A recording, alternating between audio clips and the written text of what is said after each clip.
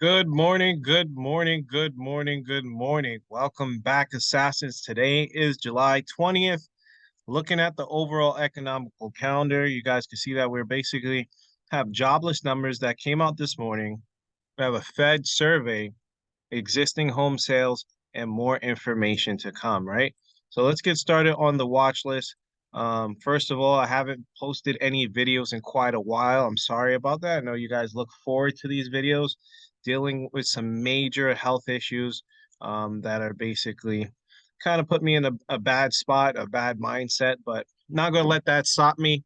We're going to move forward and prevail, right? Looking at the overall market lately, Tesla had earnings yesterday. You guys could see that. Typically, if we look at the charts, if we clear all everything, right? Typically, when Tesla has earnings, it typically has like a sell-off the following day, right? Whether it beats or anything like that. But patterns don't have to repeat themselves. So definitely want to look at the charts with a fresh pair of eyes today. Tesla hit a high of 299, right? This is the 180-day 4 hour. MACD's crossed down in a bearish position. RSI was overbought. Now it's getting more towards the oversold side. Does the RSI have more room to drop? Yes, it does, right? So definitely want to be cautious with that. And another thing is, right, this blue line is the trade line, right? So when we're trading above it, we're bullish. When we're below it, we're bearish. So right now, Tesla is looking bearish, right? So we have more indicators. Whenever I'm looking at my indicators, I'm trying to build a kind of like a checklist in my mind, whether I'm seeing, hey, the MACD is pointing towards the bearish location, right? So that's bearish. Where are the candles? Are they below or above the trade line? Right now, we're below it. So that's bearish, right? So that's two bearish indicators right now. So I shouldn't really be looking for any long positions at this moment, right? Unless we get a break above that 286, and then we could start pushing up towards 299.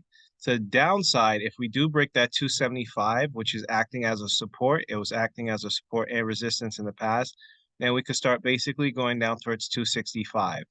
So that's basically how we're getting that from, right? 275 down towards this 266. Tesla, it was overbought. A lot of these stocks are overbought, so we may see some pullbacks in the overall market, right? Let's jump over towards the 1 year. I always like to check my 1 year in relation to like what the overall chart is looking like. Same situation. The 1 year is going to be like that major directional change, right? So that 1 year, you can see we're still above, right? What price is Tesla at right now? Tesla's at 279, right? 279. So Tesla actually broke its 1 year trade line. So let's see how this is going to open. The 1 year doesn't update until the market opens, but it's good to basically get a good placer or a bookmark on that 1 year trade line so we can see what's overall happening, right? So Tesla right now is slightly below that 1 year trade line. So that is another bearish indication for us. So let's see what happens. I set my alert. I'm not going to get bullish on Tesla until it breaks above 287.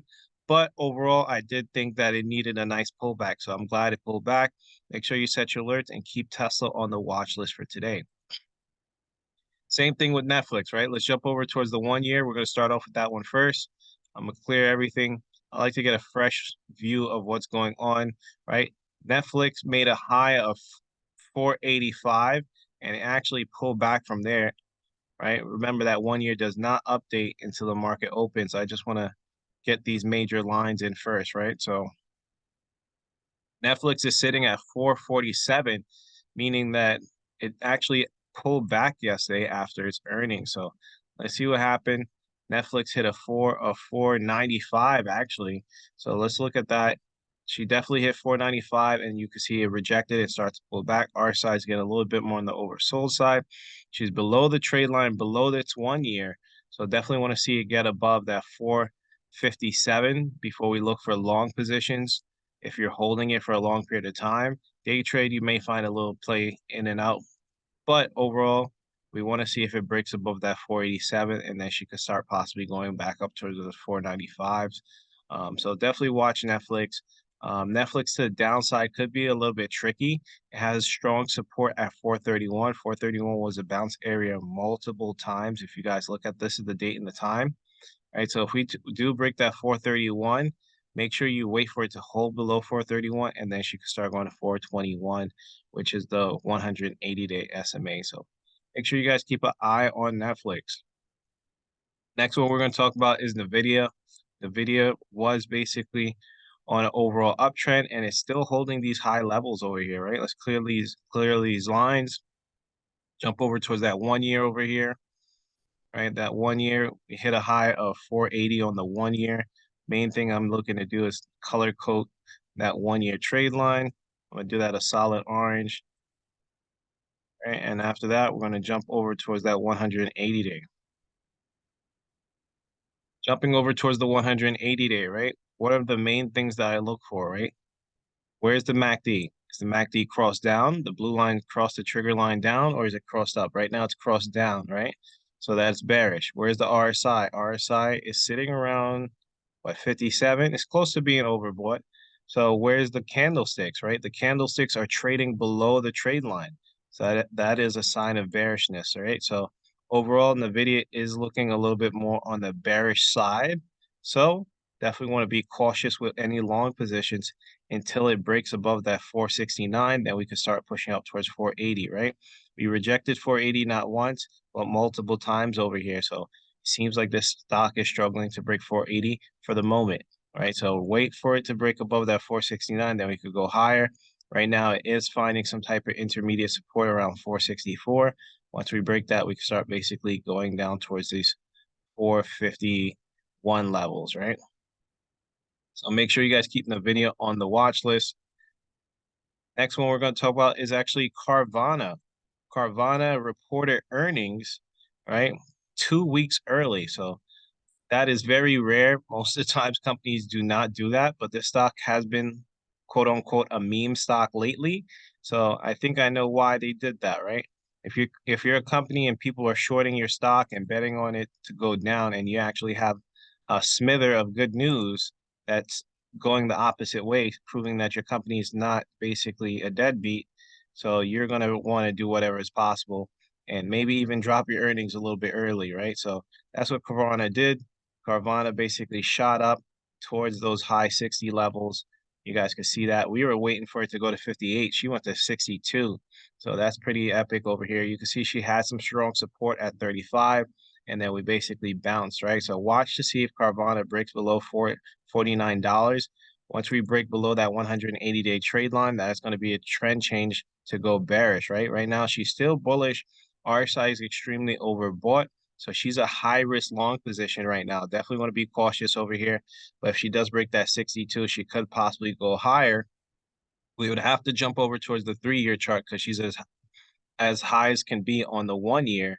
So once we start to break those 69 levels, she could possibly start even going up towards 98. What do you guys think? Can Carvana even gap up towards 142? It's perfectly possible. That's going to be it, guys. Let's jump over towards let's jump over towards SPY. SPY is going to be the last stock we're going to talk about.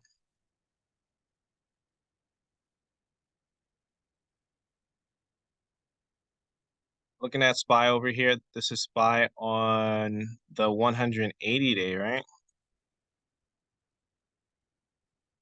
We're going to jump over towards the 1 year. Looking at SPY on the 1 year, you guys can see that SPY is basically breaking out towards those 456 levels. SPY, we talked about it previously, where SPY basically wants to go back up towards those 479 levels. So definitely want to keep SPY in mind to see what's overall going to happen over here on SPY. SPY is basically continuing. It looks like it wants to go back up towards that 479 gap fill. Jumping over towards the 180 day, you guys can see what's going on over here. That SPY is holding above that 180-day trade line. So that is a bullish sign, even though the stock is overbought. It is starting to basically break that trade line, but we haven't held below it, right? So if you zoom in, we're trying to break it, MACD cross down, but we haven't held below it. Definitely want to see what's going to overall happen. Maybe we could come down and retest this 450 level. It's like a $4 drop.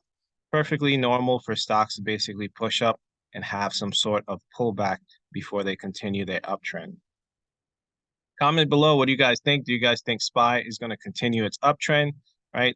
Are you guys looking at Tesla today? especially after earnings? Are you guys looking at Netflix? What stocks are you guys watching? I'll see you guys in the next video. Peace.